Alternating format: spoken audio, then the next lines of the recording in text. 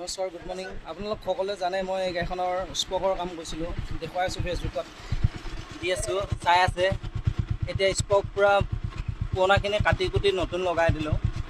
দিয়াৰ পিছত আৰু এটা প্ৰব্লেম আছিল, গাড়ীখন খুব বেছি 1 কিলোমিটাৰ 2 কিলোমিটাৰ চলোৱাৰ পিছতে গাড়ীখনৰ আপোনাৰ ঢাক্কা মাৰিবলৈ লয়। তাৰপিছত এতিয়া আপোনাৰ ফিউল পাম্প ৱাছ কৰিলোঁ, তাৰপিছত ৱাৰিংটো ইফালে সিফালে চাইছোঁ, চেক কৰিছোঁ মাল্টিমিটাৰে। তাৰপিছত আপোনাৰ এইফালে কইলবোৰ্ডৰ ইগনিশ্যন কিবাকিবি এইবিলাক গোটেইখিনি চাইছোঁ। চোৱাৰ পিছত এতিয়া গাড়ীখন ষ্টাৰ্ট হৈ গ'ল। যোৱাকালি মোক এটা প্ৰব্লেম আছিল, গাড়ীখন স্পক ফিটিং হোৱাৰ পিছদিনাখনে, আজি 3 দিন হ'ল গাড়ীখন থকা। গাড়ীখন যদি মই ছিংগল ষ্টেণ্ডত সলোৱাই থওঁ, গাড়ীখন ষ্টাৰ্টত থাকে।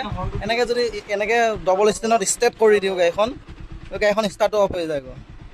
তাৰপিছত এই ৱাৰিং চিডিয়াই টিডিয়াই কাৰেণ্ট চেক কৰাৰ পিছত, তাৰপিছত কইলবোৰ্ডখন খুলি আৰু এবাৰ ৰিপেয়াৰিং কৰাৰ পিছত গাড়ীখন ষ্টাৰ্ট হৈ গৈছে। এতিয়া কোনো পিকআপৰ ডিছমিচিং নাই, ডাইৰেক্ট ষ্টাৰ্ট অফ হৈ গৈছে।